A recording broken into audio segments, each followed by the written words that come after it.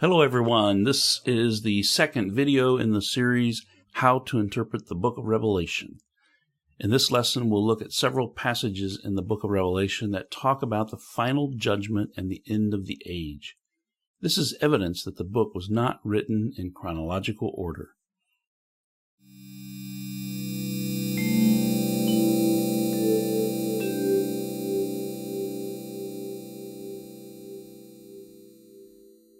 Let's look at some passages that indicate the end of the age.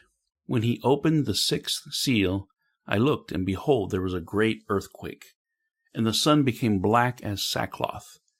The full moon became like blood, and the stars of the sky fell to the earth as the fig tree sheds its winter fruit when shaken by a gale. The sky vanished like a scroll that is being rolled up, and every mountain and island was removed from its place. The kings of the earth and the great ones, and the generals and the rich and the powerful, and everyone, slave and free, hid themselves in the caves and among the rocks of the mountains, calling to the mountains and rocks, "Fall on us and hide us from the face of him who is seated on the throne, and from the wrath of the Lamb. For the great day of their wrath has come, and who can stand?" Revelation chapter 6, verses 12 through 17. While sometimes the Old Testament uses images like earthquakes, the darkening of the sun, and stars falling from the sky to refer to momentous events that change history, and not necessarily to the end of the world, this passage goes well beyond that language and talks about the sky being rolled up like a scroll. It also talks about the wrath of the Lamb, and the great day of the Lord has come. This is a reference to the second coming of Christ to judge the world. So already in chapter 6, we have the end of the world. Therefore they are before the throne of God, and serve him day and night in his temple. And he who sits on the throne will shelter them with his presence. They shall hunger no more, neither thirst any more. The sun shall not strike them, nor any scorching heat. For the Lamb in the midst of the throne will be their shepherd, and he will guide them to springs of living water, and God will wipe away every tear from their eyes. Revelation chapter 7, verses 15 to 17. This passage is of interest because it echoes certain expressions we find again in the 21st chapter of Revelation, where we read that God will wipe away every tear, and there will be no more death, sorrow, or pain. This again is a picture of the end, the final state. Then the seventh angel blew his trumpet, and there were loud voices in heaven, saying, "The kingdom of the world has become the kingdom of our Lord and of his Christ, and he shall reign forever and ever." And the 24 elders who sit on their thrones before God fell on their faces and worshipped God, saying, "We give thanks to you, O Lord Almighty, who is and who was, for you have taken your great power and begun to reign. The nations raged, but your wrath came, and the time for the dead to be judged, and for rewarding your servants, the prophets and saints, and those who fear your name, both small and great, and for destroying the destroyers of the earth." Revelation chapter 11, verses 15 to 19. This passage talks about the dead being judged and God rewarding his servants and also destroying the destroyers of the earth. Another visual description of the end. Then I looked, and behold, a white cloud, and seated on the cloud one like a son of man, with a golden crown on his head, and a sharp sickle in his hand. And another angel came out of the temple, calling with a loud voice to him who sat on the cloud, "Put in your sickle and reap, for the hour to reap has come, for the harvest of the earth is fully ripe." So he who sat on the cloud swung his sickle across the earth, and the earth was reaped. Then another angel came out of the temple in heaven, and he too had a sharp sickle. And another angel came out from the altar, the angel who has authority over the fire, and he called with a loud voice to the one who had the sharp sickle, "Put in your sickle and gather the clusters from the vine of the earth, for its grapes are ripe." So the angel swung his sickle across the earth and gathered the grape harvest of the earth, and threw it into the great winepress of the wrath of God. And the winepress was trodden outside the city, and blood flowed from the winepress, as high as a horse's bridle, for 1,600 stadia.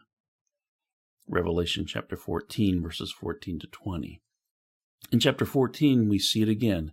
The imagery of God putting his sickle to the earth to gather his harvest is a clear reference to the final salvation of his people and judgment on the wicked. In chapter 16, we have yet another description of the final judgment. The seventh angel poured out his bowl into the air, and a loud voice came out of the temple from the throne, saying, "It is done." And there were flashes of lightning, rumblings, peals of thunder, and a great earthquake such as there has never been since man was on the earth. So great was the earthquake. The great city was split into 3 parts, and the cities of the nations fell. And God remembered Babylon the Great, to make her drain the cup of the wine of the fury of his wrath. And every island fled away, and no mountains were to be found. And great hailstones, about 100 pounds each, fell from heaven on people. And they cursed God for the plague of the hail, because the plague was so severe. Revelation 16, 17 to 21. Notice again we see the fury of God's wrath poured out on the earth. Chapter 19 marks the end of another of the series with a clear description of final judgment. God cast the beast and false prophet into the lake of fire.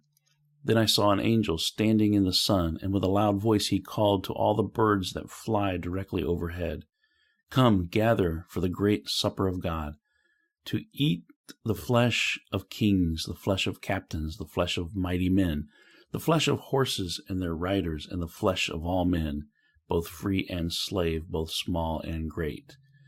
And I saw the beast and the kings of the earth with their armies gathered to make war against him who was sitting on the horse and against his army. And the beast was captured, and with it the false prophet, who in its presence had done the signs by which he deceived those who had received the mark of the beast and those who had worshipped his image. These 2 were thrown alive into the lake of fire that burns with sulfur, and the rest were slain by the sword that came from the mouth of him who was sitting on the horse, and all the birds were gorged with their flesh. Revelation chapter 19, verses 17 to 21. Regarding the parallel structure of the book of Revelation, some might ask, why would John write in this strange way? Because for him, it wasn't strange. It was a literary form common in Jewish literature called parallelism. In his classic book, Structured Parallelism in the Bible, John Forbes talks about how parallelism was not just a literary form Jewish authors adopted, it was the natural way they expressed their thoughts. Forbes writes, "Whenever a prophet or moral teacher was affected by a strong emotion or became at all excited by his subject, his language naturally assumed the measured step and rhythmical cadence of parallelism." What I am saying is that while it may seem strange to us because it doesn't fit our expectations, presenting his material as 7 parallel visions would have made perfect sense to John. So if each vision covers the entire Christian era, this means that the whole book is always applicable to the church, even though many of its original referents were historical characters and events that took place in the 1st century. I do think there is a historical referent for much of the imagery, but this imagery also points to lasting principles, patterns, and historical processes that will continue until Jesus returns. Another way to think about the structure of the book is to see it as a cosmic struggle that involves not only the people and institutions of the earth, but also spiritual entities in the heavens. The biblical worldview sees reality as comprised by 2 dimensions, the earthly cosmos and the spiritual world. The things we experience in our visible, tangible, earthly world have their corresponding actions in the spirit world. When Herod ordered the children of Bethlehem to be destroyed, this was not only an earthly decision by a mad tyrant, there were dark, hidden spiritual forces at work. In the book of Revelation, Christ, through the apostle, is pulling back the curtain and giving us a glimpse into what the events on earth look like from the spirit dimension. It is clear that John has organized the book on a framework of the number 7. He writes about 7 churches, 7 spirits, 7 lampstands, 7 stars, 7 seals, 7 horns, 7 angels, 7 trumpets, 7 thunders, 7 plagues, 7 golden bowls, and 7 kings. It should not surprise us, therefore, that he divides the book into 7 parallel visions. Here is a list of the 7 parallel visions of the Apocalypse. Number 1, Christ in the midst of the 7 lampstands, chapters 1 through 3. Number 2, the scroll with 7 seals, chapters 4 through 7. Number 3, the 7 trumpets of judgment, chapters 8 through 11. 4, the woman, her child, and the dragon, chapters 12 through 14. Number 5, the 7 cups of the wrath of God, chapters 15 through 16. Number 6, the fall of the great prostitute and the beasts, chapters 17 through 19. And number 7, the dragon judged, new earth and new heavens, New Jerusalem, chapters 20 through 22. Now remember, each of these starts with the beginning of the Christian era. This will become very important as you interpret the book of Revelation. I want to conclude this presentation by recommending a few resources. Beale's monumental work is a gem. I recommend it as the best commentary on Revelation. He also has a condensed version of his commentary. William Hendrickson's book is old, but I think he does the best job of explaining the structure of Revelation. Lewis Foster was one of my professors at Cincinnati Bible College and a great New Testament scholar. Bachman's book is a short but valuable book on the theology of Revelation. Hemmer's book is great for helping you to understand the cultural and political context of Revelation. This concludes part 2 of this series, How to Interpret the Book of Revelation. I know there is much more to discuss on this topic. I just wanted to provide this brief discussion of how to approach the book because, as any pilot knows, how you approach the runway determines how successful you will be in landing the aircraft. How we approach the book of Revelation will determine how we interpret its meaning.